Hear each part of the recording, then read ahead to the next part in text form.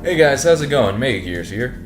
So I decided just kind of thinking of some things that have happened with comics, and for me personally, this is gonna probably be less broad and general of the comic book community.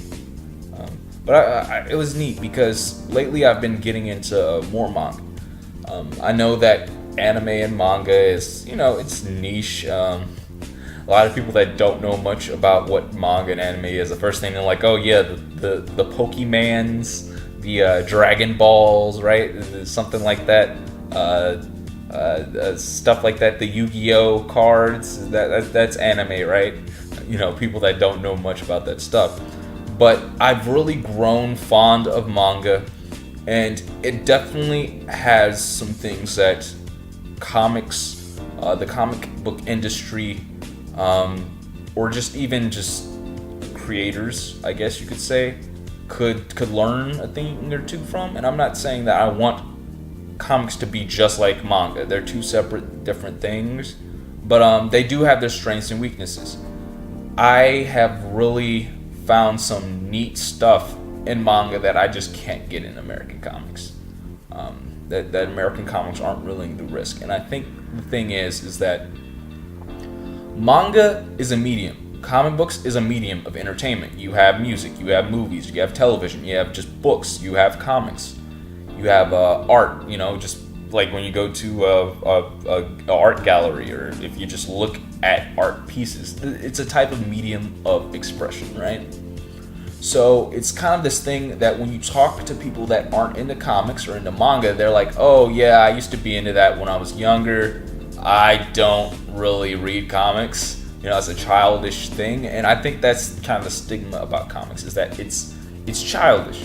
And yeah, I guess you look at people in tights and, fight the bad guys and all that type of stuff in bright colors. Yeah, that would seem childish, but manga has a way of doing things for all demographics. Now, if y'all noticed, I have a picture of Lupin the Third. One was the original show. I think the one on the right, or maybe it was the one on the left. The one on the left was from the original version of the manga and anime.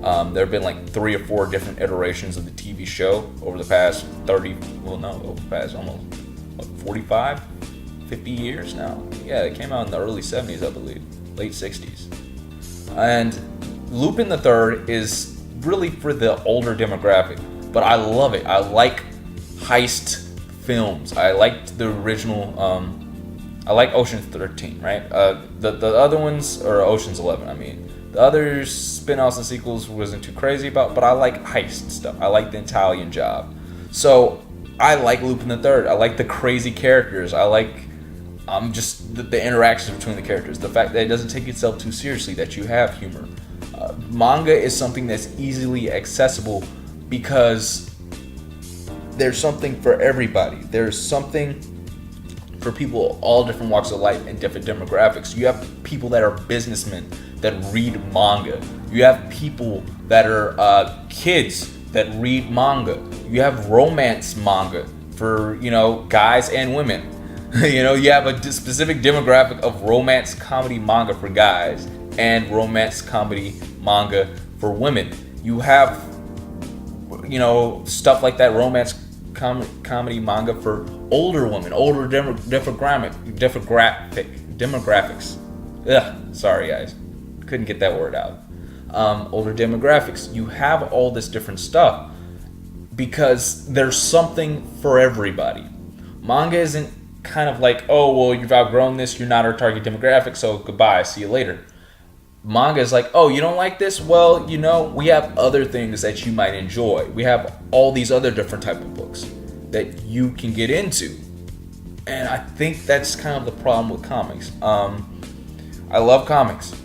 And there's a lot of good things about comics. So I don't want to make it seem like every time I talk about comics, like, oh, let's talk about today what's wrong in comics. There's a lot of good stuff. I was listening to a interview with Sean Gordon Murphy last November, and they were asking him about all the stuff about Batman White Knight, his career over the last couple years, some things that he's learned, different books that he's done, and it's really cool. Sean Gordon Murphy seems like a really cool guy, and just interviews that he's done. But comics still has a stigma of something for children, and which we know if you read comics, that's not the truth. That's not necessarily it. But there should be something for everybody, different demographics. I think even Chuck Dixon wrote an article it's on the internet. You can look it up about how there should be something like romance comics, action comics, political thriller comics, whatever, for all ages and demographics, and push that and let people know, hey man, there's stuff for you. Hey, you like romance stuff, or you like these type of different genres, you like this or that, there's a comic for you. And I think instead of shutting off the demographics for, oh, you're 30, well, you're not our target demographic anymore. You don't want to do that. You want to have something for everyone. Not everything will be for everybody. That's the difference. Not everything will be to your liking, but there should at least be some comics that are for you, that have been made for you. That's the difference. I can understand when people say, well, this isn't for you. Okay. But just to completely exclude people is kind of like, why do that? But yeah, guys, I just wanted to shout this out. I've been reading a little bit more manga lately.